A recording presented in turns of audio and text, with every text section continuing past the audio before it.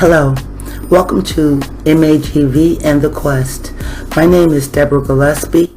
And I am Roy Washington. And we'd like to welcome you to our show. DJ Drake Dilla, take it away.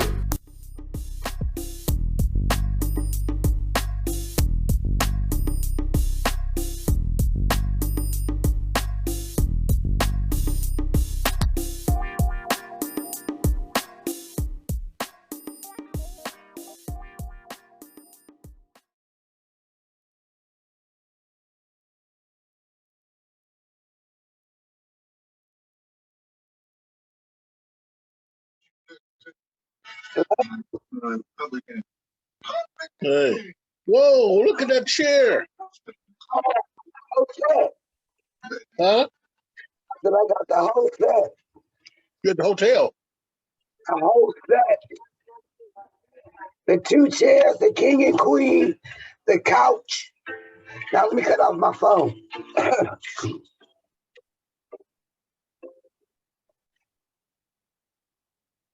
Who called me from Los Angeles? Calling you from Los Angeles. Yep. Yeah. Yeah, so, yeah, you're looking nice. Thank you. So are you. Yeah. Get So excited about this concert coming up. what concert? Your concert. Somebody else was just, Nina was just talking to me about a concert. That's why I said that. That's our granddaughter, well, my step granddaughter. I'm gonna say our granddaughter mother. Oh, yeah? Yeah, she has a comedian who has a show coming up.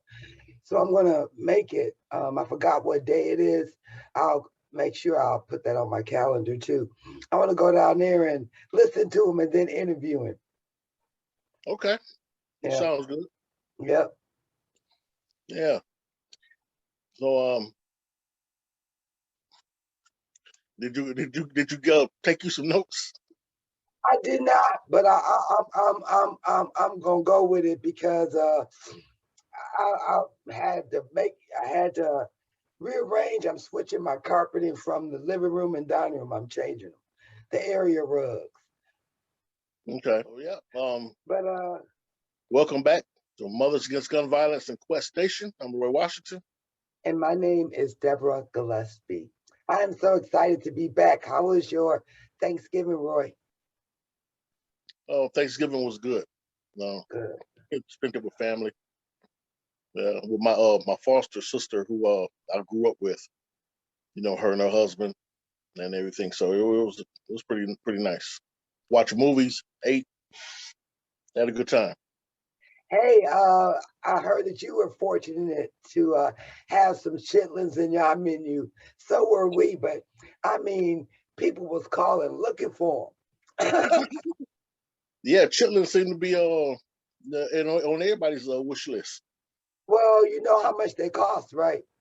I heard they went up really a whole lot. Yeah, I was able to grab 7, but they were $39.99 a bag. And you grabbed 7 of them for that price? Yep, so I'll have them. Oh, okay. Wow. Hey, some people were out selling them for $50 a bag. What was the other price before they went up? Probably like $8. And it went up to 30 something. That's crazy. But they're pre-cleaned. That's the ones I bought. Yeah, even the Dollar Tree went up, $1.25 down. You heard about that? You heard about that? I did not know that. Yeah, Dollar Tree ain't no more dollar stuff. It is $1.25. Oh wow! Uh-huh.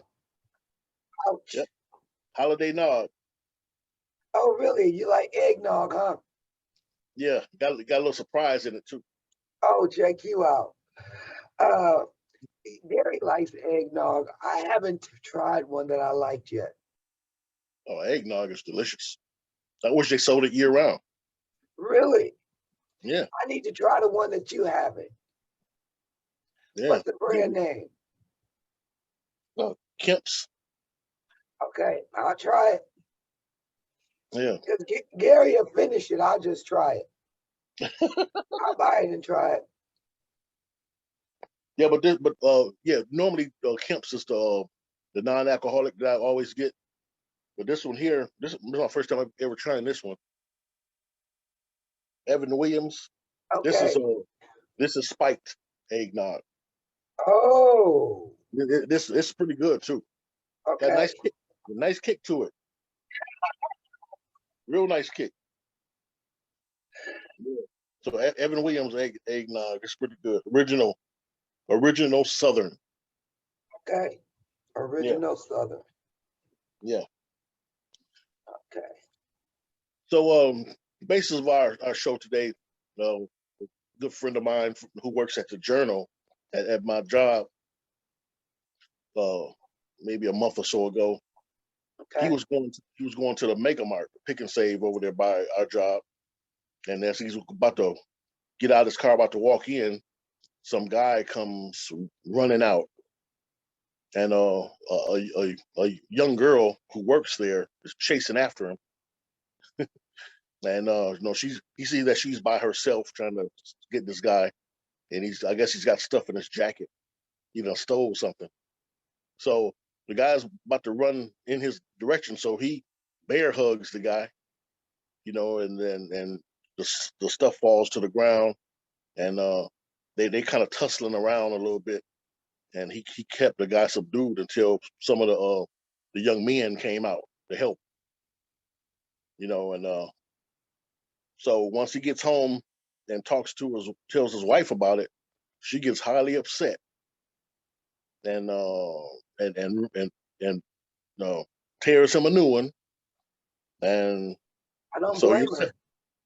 yeah, he was telling me about it. So so my thing is, in these days and times, it's that good Samaritan law. Is that a thing of the past? Is it too dangerous to try to help out when you see something going on? No, I don't think it's too dangerous to try to help out when you see something going on. But in this case, this person had ran. Hmm. How do you follow that person into the unknown? I think the concern should have been for the victim to make sure that the victim was okay and stay with her until more help arrived. Yeah, she was an employee, and I think a lot of these companies tell you don't follow them once they hit the door. You Right. know, she ran. She was the dedicated. She ran out there after him. Young No. girl. I don't even think she was grown. I think she was maybe 17 or something. Where he said no, she was young and trying to Yeah, subdue a that could be grown. suicidal.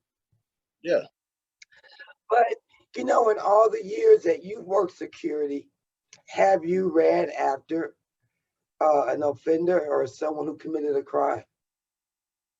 yeah. We yeah, we used to get it in.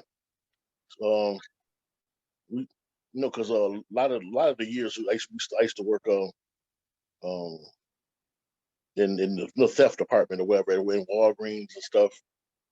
And you're trained to look at the mirrors on the ceilings to see what's going on 2 or 3 hours over and stuff like that. But and I remember one time, and I always worked with a crew that the managers, everybody helped out. So we had some pretty good fights up in there. In all the Walgreens that I worked at, it was managers who didn't mind rolling up their sleeves and getting down. But on Titonia in the Capitol one time it was raining.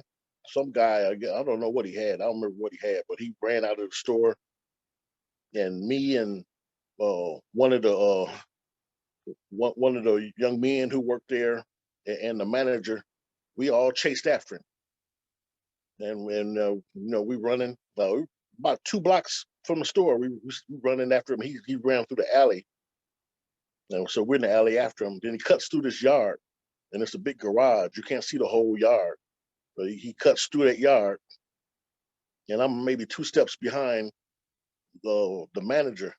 That was my favorite manager of all the Walgreens. He was cool. Mr. Jones. And as soon as Mr. Jones got past that garage, this big Cujo-looking dog jumps out and gets a hold of his leg and Wow. tears his pants off of him. And dipped him pretty good on the leg, but the chain, I guess the dog was at the end of the chain, so he couldn't. If he had some more chain, it probably would have been over for Mr. Jones. That dog was huge. He just exploded from nowhere and got him. And we pulled him away from the dog. And somebody else who had doubled around or something, he caught the young man and we walked him back. But Mr. Jones had to go home. He had a wound, flesh wound, and he was going to have it looked at and then come back to work. But he had to get a change of clothes. I wonder how well did Walgreens compensate Mr. Jones for that act? I don't know. You know, a lot of these jobs, they like you. They love when you do that stuff, but sometimes you think it still don't mean anything. You know what I'm saying? Right. So do you recall if you guys had worker compensation with the job? Oh yeah, I'm sure they did. Yeah, I was security. I was just so I was with the security company, but he was actually a Walgreens employee. So yeah, he had all that. Okay, great. Yeah, he had decent benefits. Yeah. For security, does the security guards have workers compensation? You're making that look so good. It is good.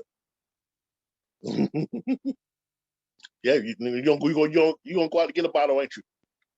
Uh, I'm gonna try it, and if I don't like it, like I said, Gary will finish it. But so with security, if you guys do get injured on the job, there's workers compensation. Depends on what security company you're with. Some security companies are more established than others. I think the one that I was with at the time, I don't think I would have had any kind of benefits like that. Oh wow. Yeah, And yeah, that's not fair. right, right. So I've been with some security companies that and like the one I'm with now, but we don't do that kind of security. But you have great benefits, but then you have some that, especially back in that day in the '90s and stuff. A lot of them companies was trying to get to Walgreens and Target stores and stuff for the loss prevention. They give you a little per hour salary, and that's probably just about it. So as you get smarter and as you continue working, and you kind of get smarter and you learn that some stuff ain't worth it. That's You got a right. guy running, you got a guy running out of the store with a pack of batteries or something. I mean, or no, I mean it's not worth it. Now I've heard of people getting beat up pretty good. Matter of fact, it was a white girl I worked with. She was at a store on the north side, and she chased some female out the door. And once they got out there a little bit, whoever was waiting for her in the car, which was about 3 or 4 people, they all jumped out and worked her over pretty good. Wow. I saw just the opposite. I was at the Walgreens on Hopkins, and this woman tried to leave with some stolen items, and the security guard wouldn't let her pass. Mm-hmm. And so she said, "Show me your receipt." The woman had no receipt and said she left it at the camera counter. So she told her to go back to the camera counter and get her receipt.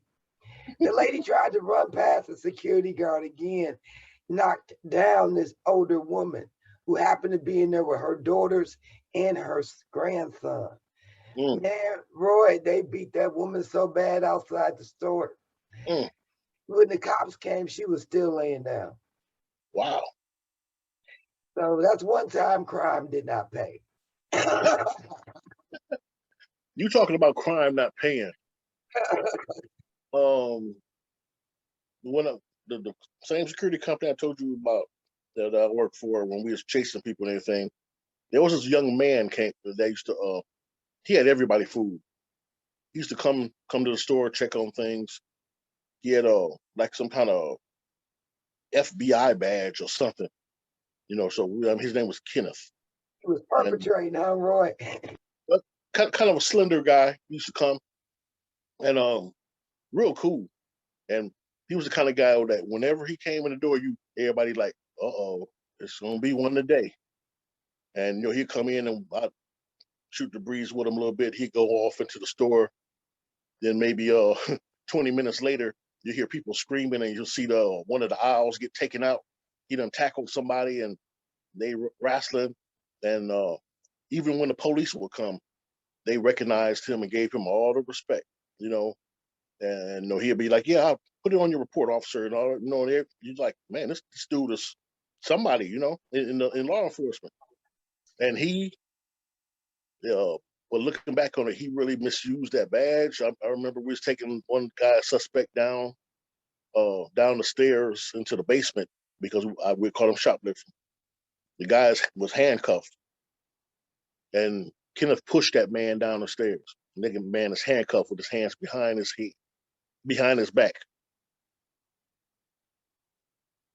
It was he caught him one young lady shoplifting, trying to get her kids Halloween costumes. So he told me, "I'll take care of it. It's okay." And I guess they went downstairs and they worked something out. Oh, wow. I know the Kenneth guys. One time I was young and I had my kids with me and they were little because I had them in a stroller and I had Kirk Jr. riding on the back of the stroller, and I pushed them. Mm-hmm. And I had bought, how you go in the grocery store, you going for one item, end up with more. Mm-hmm. So I grabbed a lot of items, but it was a pack of cigarettes back then. They used to be out. You could grab the cigarettes. I just slipped it right there on my back pocket, sticking out. And then I got everything I was going to get, and I checked out and forgot to pull the cigarettes out. I was about to check out, and the security guard came and said, "You were going to steal those cigarettes." I said, "Oh, no, I just forgot them." Had the money, put them on the counter, about to pay for them. He tried to do one of those things with me, work something out. Really? Yep, took me downstairs or in a back room and with me and my kids, and told me that if I take off my top or unzip my pants, he was going to let me go. So now you can call the police. He called them too. He called them. He did? Yeah, he called them. They took me and my kids, and my husband came in and got us out, but it was a trip. Did you tell the police that what he had offered? Not only that, I even ended up getting him in trouble. I beat the case because there was no case. Okay. They said that you were supposed to wait till the person was attempting to walk out of the store before you arrest them. Yeah, Not when I'm at the counter checking out. Yeah, they can walk towards the door all they want, but once they break the pane of the door and walk out, then that's when you're supposed to. Right. But I didn't even get past the counter. I didn't get away from the register. Right. I hadn't even paid my money yet. But it turns out Kenneth, I heard maybe a year or so later that he had I guess cancer, and he wasn't going to live too long, so he just didn't care. So how he got the badge and all that credentials and everything, and I mean, all the police recognized him as being some kind of agent or something. He got all that respect. If they came and the suspect was beaten up and bruised, it was all good. Kenneth was all good. Jones, okay. He was resistant, okay. Officer, so whatever they called him, but yeah. So I think he may be deceased now, but that's what I heard. He had that stage 4 cancer or something, and he just didn't care anymore. So that's why he was so rough. He just he was like Lethal Weapon, Mel Gibson walking in there. That's even more reason to care because you're about to go meet your maker. Seems like I'd want to be on good terms, not bad terms. Yeah. He was something else. Yep. I like how you made the comparison of your job now in security versus the past. I mean, you have a job now in which you got these great benefits, working in security, yet they don't expect you to do those type of things, run after the, the offending person or the perpetrator, which makes more sense because Right, you're not a cop. right, right. Observe and report. There you go. Raise the alarm when necessary. Yeah. Because like I said, I've been in fights and stuff all during them years. We was fighting and stuff and wrestling with people. And we just, like I told you, we just lost maybe a year ago. Good friend named John, who came to work with us, and think like maybe 2 years prior, 2.5 years prior, he was working security in a store and stopped the guy at the door, and the guy turned around and stabbed him in the heart with a ink pen. And he said he died right there, but they brought him back. But I guess his heart never recovered. He was having all kind of problems and everything, and he refused to go to the doctor. I think he could have saved himself if he had started going to the doctor. And I remember one day he came to work. It seemed like his whole left side was paralyzed. He couldn't move his whole left side. And I'm like, man, you better go to the doctor, man. He said, no, I got to be here for my grandmama and all them. So, but yet, you didn't go, and maybe you could have been saved, and he's gone anyway. Yeah, but he was a really cool guy. He loved Batman. He had a car. He had the Batman tattoos and everything, Batman stuff. And in his car, you open the door, the Batman emblem will be on the ground. He took Batman seriously.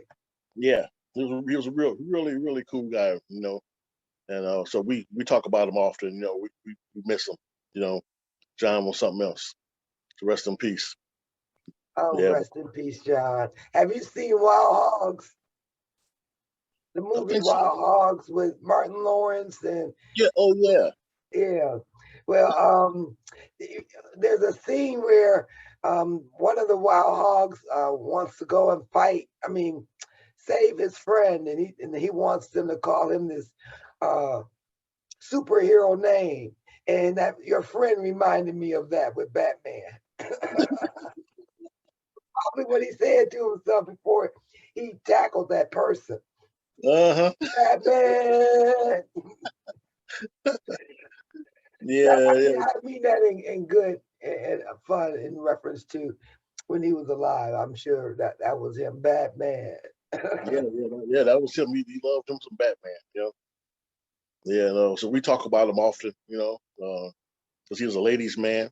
Every woman walked through there, you thought he had a chance. And they Did don't he? want you wearing earrings and all that bling, when you're on the job. But he didn't care. He had his earrings in and shirt all the way down. You know how they used to do it back in the '70s with all your chest out, because I guess he's showing off the tattoo. Yeah, So that's why he didn't take care of himself. He didn't have a woman. I figured that because she would have insisted that he went to the doctor. She would have been showing him love and care, and because men love that, he would have went. yeah, yeah. Like I said, that one day he just looked terrible. Right. Like his whole left side was just dead. But he have good days and bad days. You see him Right. next day, he was walking a little better and stuff. But yeah, if he had just got himself checked out, I think he'd still Right. been here. He was a really good guy. Yeah. Uh, laughing at you with him. You see a security guard or security personnel with an earring hanging open and his shirt open. You automatically like you stand back like that security. I need Yeah, security for him. yeah. Yeah, he And then came off as a womanizer. when I was telling you about you kind of get a little wiser. The last time I worked at a job, I was at Pick and Save. Last time I worked at kind of security, uh, a white guy went in the aisle and they stole a bunch of stuff. He had a whole kind of stuff. He had razors and some peels and stuff, but he had a lot of those razors. So Chic and Gillette razors, $9 a piece, and shaving cream and all kind of stuff. And so he comes out and he's about to go hit the door, I run up to him, grab the jacket, and he tried to snatch away, and all that stuff hit the floor. So then in my mind, I don't want to wrestle with this dude. I'm like, man, in my mind, I'm like, man, go ahead and run, get out of here. And he did that, and I kind of made it look good for the camera. Took a couple steps after him, Then once he hit the door, I was, it was probably about $200 worth of stuff on the floor. That was a good one. That's how the police do us. Drop the gun, drop the gun. They say one thing, but it ain't happening. There is no gun. Like, drop the gun. That fake run was a good one. Yeah. Yeah, he ran out. I was happy. I was like, okay, I don't gotta. You never know if he had something on it. But I had to make it look good for the cameras, And the fact that all that stuff hit the ground, he probably had a couple more things on him, but that was all right. I know that's right. Yeah. You did better than me. I would have just yelled at him, and if he wouldn't have stopped, I just would have got the right. I wouldn't have went after him. No. Yeah, not even in my young days, I wouldn't have went after him. We had one young when at Walgreens. Then I became an employee of Walgreens. We had one manager. I just say his first name. His first name was Ken. And he was really in shape. Really, I remember one time he chased somebody from Titonia and Capitol all the way down to MLK. They was on the phone with him. He's like, "Yeah, we ran on MLK. I'm still after it." And I'm like, "Man, really?" That's why a mile or something away. Dude is crazy. Yeah. He's not with Walgreens anymore. Something happened, what I'm saying? So you do all that, and sometimes you still don't end up with the company long term or gonna retire with the company. Or they don't compensate you accordingly for what you just did. Yeah, last time I seen Ken, he was driving a city bus. He moved up. Yeah. Him and James, my best friend I just lost, James. They had I got James a job there, and they had a real funny exchange that I always tease James about. It was something else. James is the kind of person, you ain't just gonna tell him anything. And they argued back and forth that day. But I guess somebody went in their bathroom and just messed the whole bathroom up. Yeah, I'm talking about all on the walls. Explosive diarrhea, I guess. I don't know what it was. It was everywhere. And so some of the other young men didn't like James, because I brought James in, and a couple of girls liked James, he was nice looking. And they was like, get James to do it. Get James to clean it up. So young blood just took James in the basement, had him some gloves, say, I need you to clean this bathroom up, whatever. James like, no, that is not my job description, man. I ain't doing it. And they went back and forth. And young blood, well, damn, I should have said his last name. But anyway, he said, he gave a long speech. And they should have had the Rocky music behind it. And then he said, and every time I come here, every time I come to this job, you should have that same attitude, like, I'm ready. Whatever I need to do, I'm ready. They should have the Rocky music playing, And James heard all that and was like, man, send me home. I am not going in there and doing none of that. And that's what happened. They sent him home for the day. I wonder who was right, because, well, you should know, was that in his job description? In a way, I think it was, because we do clean and stuff. Something happened. I mean, it's messed up, but somebody's got to clean it up. So one of us, maybe go in there and wipe it down and whatever, make sure we got gloves and everything.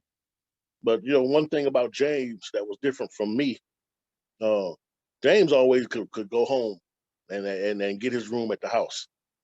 When I got a job, I was seriously, I on my own. He always had that ace, in his pocket. You know, so because of that, you know, he get ticked off at a job or something. He'd tell them, y'all can go sell one, you know. But you know, me, you know, I've always kept jobs and worked them, you know. So that was the difference between him and I. So Right, he didn't right, right. he didn't care. They ticked him off. He say deuces and be gone. Yeah, my husband has a friend like that who Hmm. can always he can just walk off a job because his parents literally have set him up. He lives in a duplex. Um, he lives rent free, the whole 9 yards. Oh, yeah, So I mean, he totally set up. yeah, But yeah.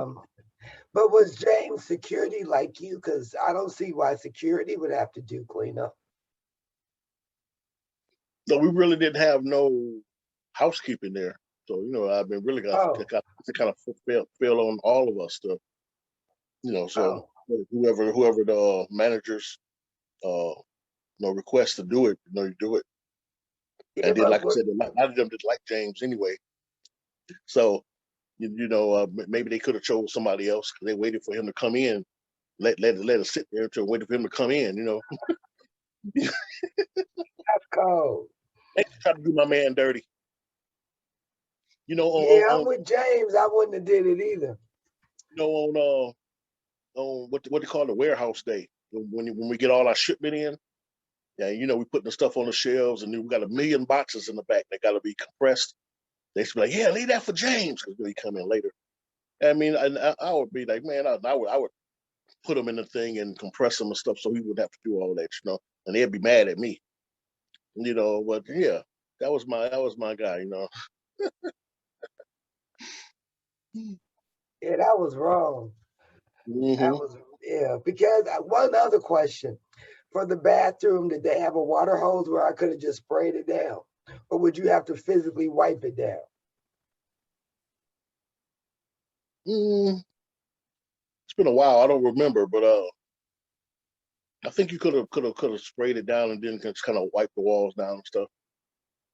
Yeah, after you got the main stuff out of there, you know. Yeah, Yeah, it's yeah. good. If that's the case, then I would have did it. Yeah. But if I had been a security guard and with another company contracted to be at Walgreens, then Oh no, no, I would not have done it. no. Yeah, but yeah, we was both with Walgreens then. I you know, Okay. yeah. Because you know, when I was a security officer, I used to do all kind of stuff. And they loved me. You know, I used to help stock sodas at the night stuff and do all kind of stuff there. So yeah, they loved getting me in there. And I became a full Walgreens employee. Yeah, My boy, Roy. yeah. Had the green vest. Yeah. So yeah, we like I said, it's just a lot of stuff happened over the years. You know what? That loss prevention was something else. You know, but you know we always had you know, good managers who wouldn't mind backing you up and all that. So take some stories. We had some stories. I worked security, but I never worked security where I had to interact really with the public. It was always in the evening, and there was a building. And you know, Okay. when you have to go and turn those keys or punch a button, I had that type of security Oh, okay. when everybody was gone. So it was boring and kind of scary because Why was it scary? in one of the buildings, I believe it's the old Bank One building, you know, Yeah, there's an underground city under there. there And is. yeah, and you got to go down there to turn one of those keys or push one of those buttons. It's like walking into a scary movie. I just run down there. I put something in the elevator so it couldn't close. Hit the button, turn the key or whatever, and run right back.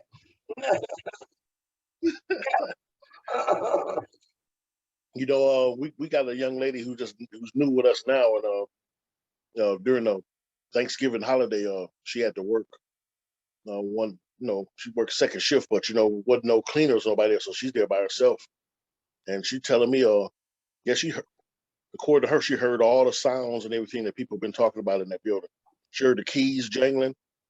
Remember, I told you the cleaning ladies, they say some guy, he died. He must have been a janitor or something, and you can hear the keys, or somebody walking with the keys jangling up in the tower floors.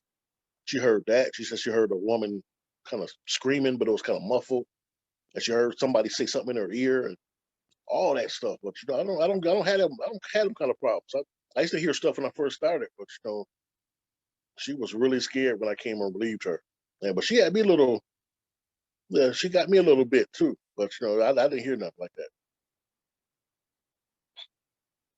Well, when you're in the building, are you totally by yourself, or Well, yeah, well, the cleaners are there until like 1:30 in the morning. After that, from 1:30 to like 5, I'm totally by myself.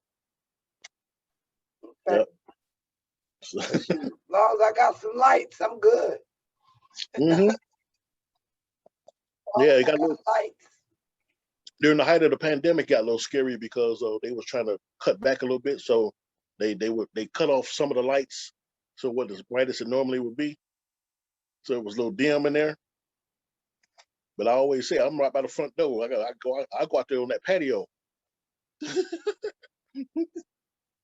I heard that. Yeah, I go out there. You know, I worked security down in Georgia when I was in school, and there was a really big plant. They make golf club stuff for the golf balls, golf clubs, all the different kind of irons and 9 iron and all that stuff, whatever they got.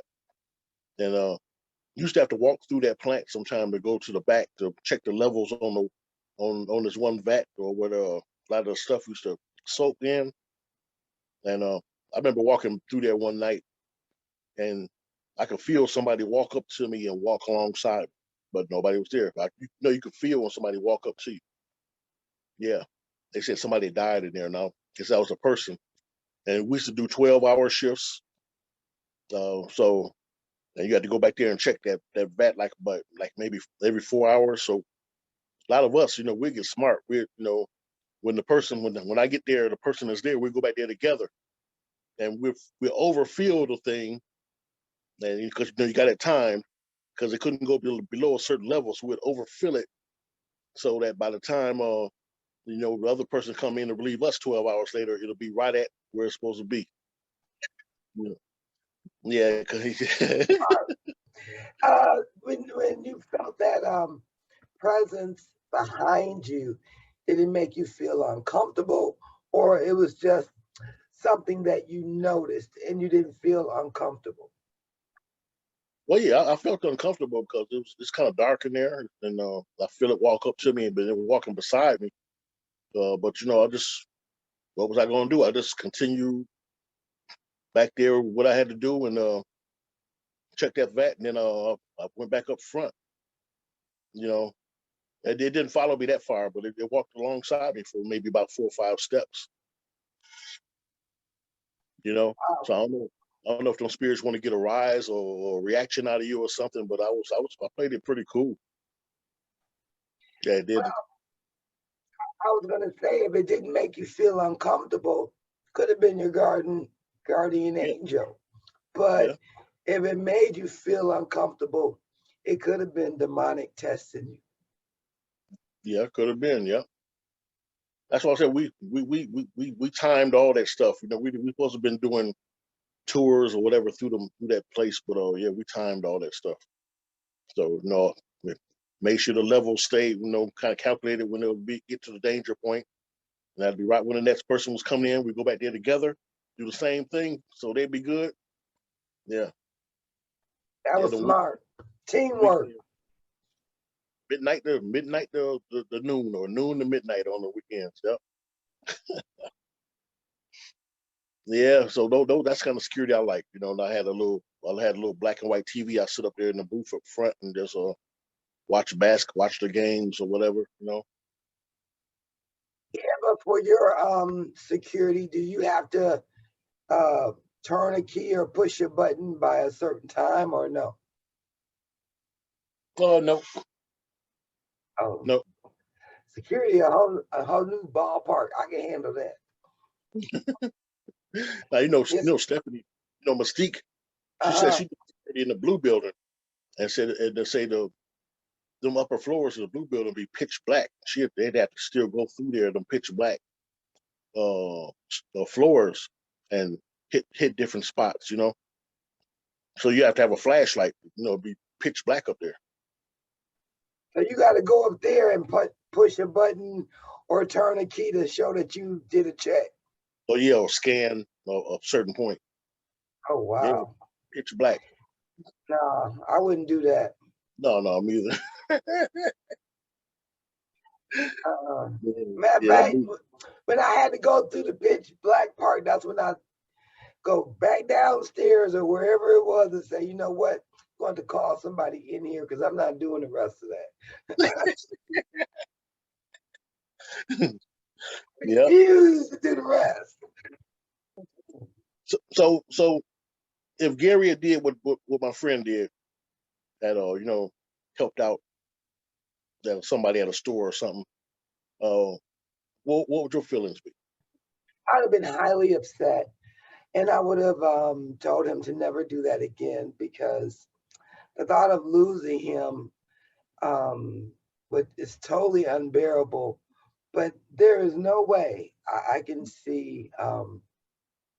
There's no compensation, even if they could compensate, me adequately. There is no compensation to replace Gary. Even if it's sometimes you see a police officer having a problem with somebody he's trying to detain. Maybe the guy's out wrestling them or something. Well, you wouldn't want Gary to jump in and get the guy in a hold to help the police officer out. Why didn't he call for backup? That's what he's trained to do. He should have called for backup. If it's a really situation where the likelihood of him being hurt is, less likely because he's helping a police officer, which could be even a more dangerous result if he didn't, then yeah, I guess I would want him to help, because I probably would. All right, so then you risk the factor of you help the police officer get this person. Is there somebody in the crowd who see you who probably know you or get your information, and then his people come after you? No, I didn't think about that. When you put it like that, the answer is no. Let the cop do his job, his or her job, and they need to call for. They should have waited on backup. Yeah, I just seen that on a show. Well, it was real. It was on court TV. Police officer couldn't do nothing with the young man. Trying to detain him, couldn't do nothing with him, and some older guy just just wanted to be a hero and just help the police officer out, because that guy was overpowering the officer and he could have got away.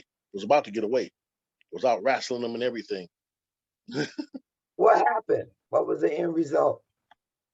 Well, when the citizen ran over and helped out, then the officer was able to get the guy in cuffs. But without his help, he couldn't do nothing with that young man. Okay. Yeah. Hey, if he would have got away, he would have got away. Especially with police brutality, we never know if these cops are on the up and up arresting somebody or not. So, why didn't he wait for backup? Right. If this is so on the up and up, why didn't you wait for backup? You could tail him or follow him as he or she run until backup arrives. You know what? When you bring up the police brutality, it made me think about this one video. And that's why I always said that was kind of BS when they talk about being in fear of their lives while they doing this with us. But white people who's being arrested get a pass. There was this one video. This young man, he's a young guy, white dude, looked like he could have played for the Packers, big guy. And there's two officers trying to detain him, and he is whooping them. I'm talking about punching. One of the officers is trying to stay with him. The other one, the other officer is kind of obese. He's trying to help, but he's not much of a help. And this young man is laying into the one that he's fighting with, just flipping them all over the place and punching them. And the big officer's trying to like tase him or something, and he's just knocking him around and everything. And he get away from both of them and run out of the, like he was in a storefront. He run out of the door, and you can see him in the window running down the street. And they got up like, whew, and I guess they wasn't in pursuit of him. They kind of like, they was like, yeah, let him go. See, but that's my point. You know, if that had been a brother, they wouldn't have did it. They would have shot him. Yeah, if it been me, yeah, they'd have shot me, or Yeah, they would have shot you. They'd have ran to the door and bucked at me, you know. Yeah, Right. Or they would have did what, and they did. They showed them with a black woman. It was two of them. They body slammed her, put they knee on her, and then cuffed her. And she didn't throw no punches. All she did was stand there, and they just dogged her like that. Yeah. Pray it never happens to me, but if it does, I'm getting paid. Right. I don't care I don't care if it's on video or not. I'm getting paid. Mm-hmm.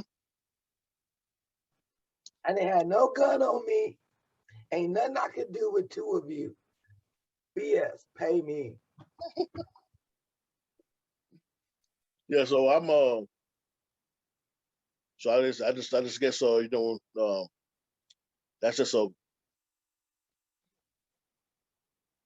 that's the decision you make right there on the fly, I guess, if you see something going on, whether you want to get involved and help out or not. Me, I don't think I will help out or whatever, maybe unless it's a woman or something that's about to get hurt, or I don't know. I just have to, if it's a terrorist type thing, I'm jumping in. But as far as like an officer or somebody trying to arrest somebody, I don't know if I'm gonna put myself out there. But when I was looking at that Shaw thing, if I see somebody a terrorist type thing trying to hurt people and all that, you know, and I got that security thing in my blood, I think I would try to do something.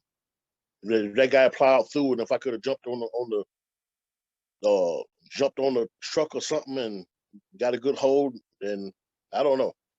But in that case, to protect the people, do what I can for that, maybe I would jump in there and try to do something. I don't know. You know, I don't know. I just pray that I would have the ability to discern if I should help or not. Yeah.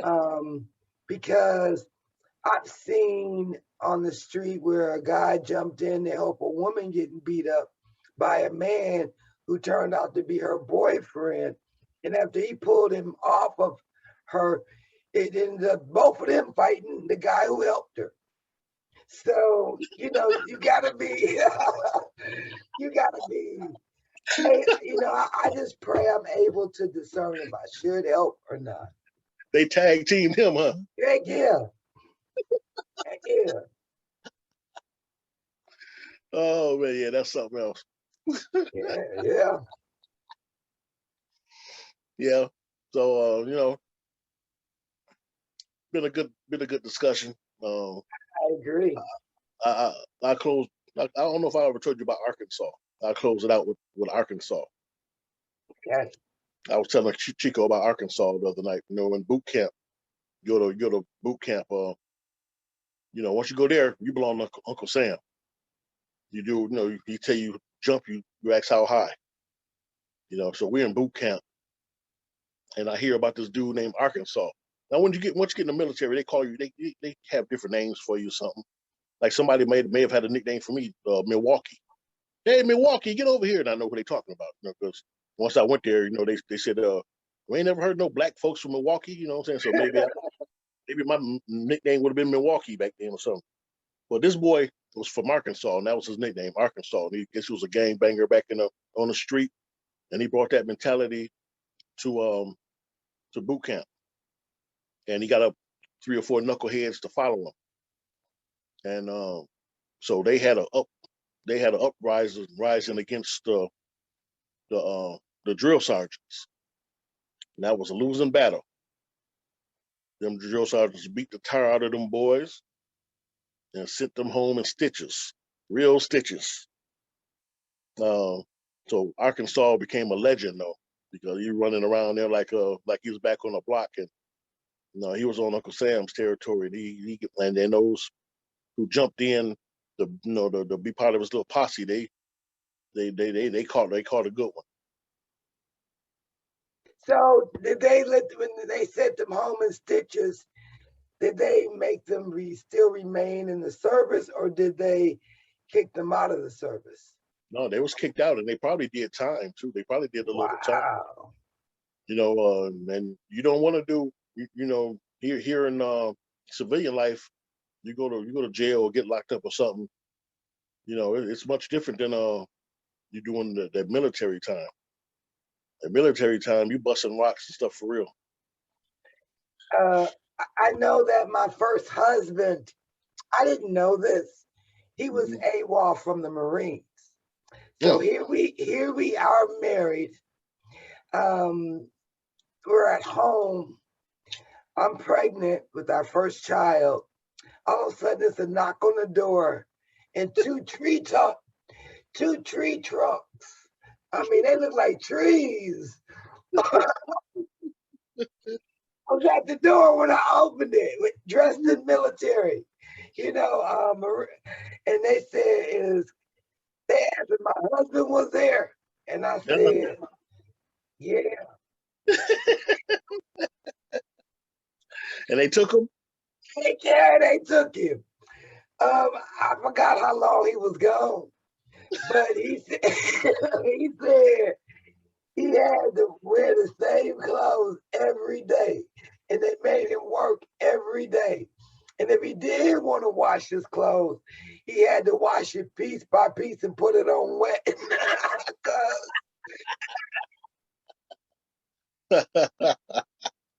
They wouldn't let him dry him. He said it was horrible. Well, you know what? What was the facts surrounding his AWOL? Was it during wartime? When he left, or did he assault somebody before he leave? What he claimed that he met and fell in love with me, and he thought that if he went back, he would have lost me, so he stayed. Okay. That's what he told me. And I'm because like, normally they don't come look for you. If you leave during wartime, if it's something was going on where we got to go and take care of some business, and you leave, then you're in trouble. Or if it's wartime, or if you assault somebody or something like that. But if it's peacetime and you just leave and never come back, your name is in the system. If you get pulled over or something, yeah, it's gonna come up, and they're gonna turn you over to the MPs. But other than that, if you can stay clear of trouble, you can live a long life. It was a older white man. This is back in what, 91.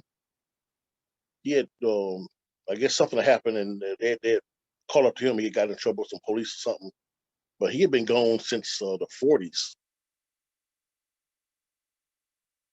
So if you're able to live and not get pulled over and just stay, live a nice clean life, you can possibly live the rest of your days and they never catch up with you. They're not looking for you. Wow. Well, that's a great question. Maybe I didn't know the actual reason, but I do know that's what he told me, and yeah, maybe something else happened. But I know he was back before the baby was born. Yeah. So that's good because normally it's a 7-day period. And they review your case, review why you left, and all. They review all that. Then they give you a verdict on it, or whether they're gonna still give you an honorable discharge or he got dishonorable. Yeah, well, yeah. He received a dishonorable discharge. I told Yeah, him, I was like, wow. I didn't even yeah. know he was in the service. I knew a guy that they were gonna leave, and some female overheard them, and they tied her up and put her in a closet because so she wouldn't tell, so they can get away. Well, that's assault or whatever. So once they catch up with him, where it would have probably just been normal, they catch up with him. Nah, he's gonna have to do time, and so I wonder if he's out by now. But Yeah. 91, they caught up with him, so he knew he was pretty much done. He's going to go spend some time, and you don't want to do that. Military prison is no joke. Yeah, Ain't he no said it wasn't. ain't no TV, ain't no floor model TVs and spade tournaments and what I'm saying, all that stuff going on. Well, people bring that on themselves because I wouldn't have did it. I'd have been like, baby, I'm in the military. I gotta go back. I hope you be here when I get it, on my next leave. But if you ain't, Shout out to Tajay done. Strong. Huh? Shout out to Tajay Strong. I just did another show with her. She's back in the military and still pursuing her Miss Black USA dreams. And Tajay. yeah, shout out to her. Yes. She's doing her thing, having a good time, and glad everything worked out for her. I'm glad to hear very great news about her. Yeah. So, any last words, Ms. Gillespie? Other than I look forward to talking to Questers and MAGV listeners in the future. And I'm glad that they had a great Thanksgiving. And for those who got their hands on some chitlins, I have to admit mine was good. Hey, I gotta say, I love that chair. That chair, you look like a queen sitting there. From Coming to America, look like the queen of, what was that, Uganda or somewhere? Oh yeah, Uganda. Yeah, Gary hooked this up. He got me. I've got the king and the queen chair, and the love seat, and the two little short ottomans. Oh man. Yeah, I got the whole. He hooked me up the whole set. That is nice. Thank you. Yeah. So I'll be talking to you. Look, we got a lot going on starting at the beginning of next year. Concert and all kind of stuff. So I look forward to everything that's coming up. I look forward to the concert. I'm excited. All right. So I'll talk to you later, Ms. Gillespie. Yes, sir. Thank you. You've been listening to Mothers Against Gun Violence, the Quest Nation. Bye, everybody.